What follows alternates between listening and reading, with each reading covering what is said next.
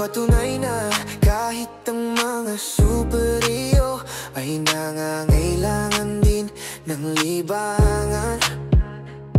Patunay na tibit inasa sa aming tiyo ay nangangailangan din ng libangan. Yan halina